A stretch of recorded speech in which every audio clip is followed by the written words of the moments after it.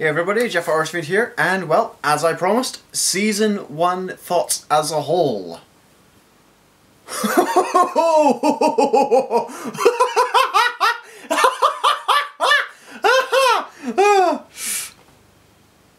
What?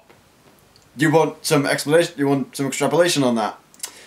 Fine. No? Insane laughter, not enough for you. Right, okay. Well, as a whole, it is a very interesting show. It's not afraid to go against what you think it will be.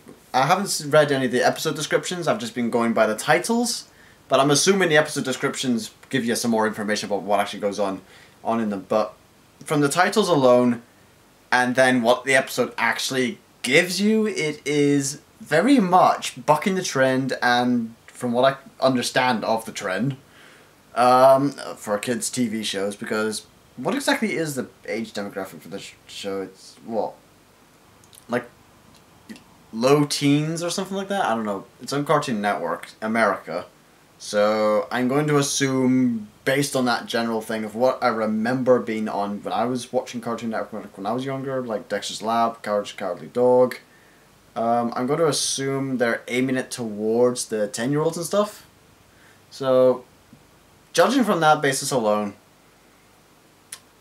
I would have to say it is a very, very interesting show, because usually when you have shows aimed at 10-year-olds like that nowadays, God, I sound old, it is very much a case of they are jingling the keys in order to keep your attention. They are just they're pretty much going the Michael Bay route of explosions, explosions, explosions, usually, or something similar in order to keep the attention. Which, to be honest, given America TV, seems to be a case like 2 minutes of program, 5 minutes adverts, 2 minutes of program, 5 minutes of adverts. Seems to be the usual thing. I can understand why they maybe think they would need to do that. But the fact that this show, whilst only being like 10 minutes long per episode, it kept my attention throughout the entire thing. Not once did I, like, lose attention. Get distracted by dogs and stuff, yes. But, come on, who doesn't get distracted by puppies? Anyway. But, yeah. As a whole, this season, for me, it's a very interesting, I know I've overused that word probably, the word interesting, but given the competition out there from what I've seen, like Amazing Adventures of Gumball, no offense to anyone who does like that show, but personally I watched maybe like 10 minutes of that and I was like, what is this? This does not hold any interest to me at all whatsoever. It's like, it's got something, but it's not for me.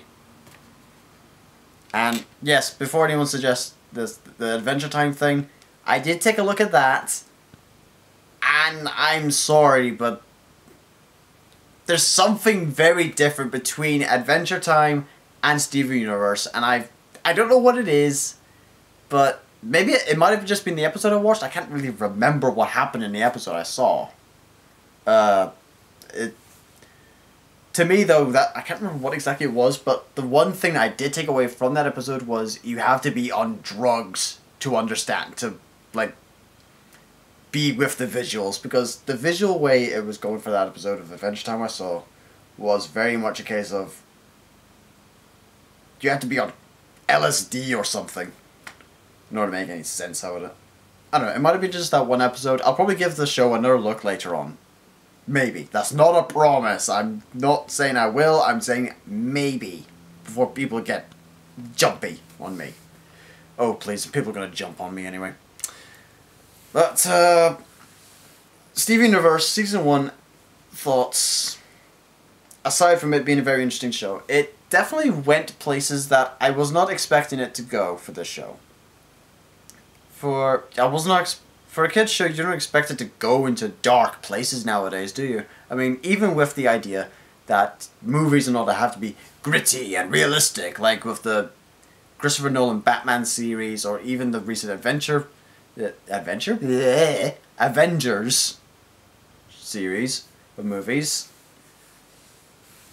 And those are kind of like they're aimed at adults, but they're also aimed at the kids as well. If I'm going by movie comparisons, I'd have to say Steven Universe is very much to me like the Lego Movie. Yes, I'm comparing Steven Universe to the Lego Movie, because that was a movie that kids enjoyed immensely, and parents did as well. Hell, I saw it with my brother, and it was awesome. I'm sorry, I'm gonna have to say it. That was the first thing that popped into our heads as soon as we tried to describe the movie to anyone. It was awesome.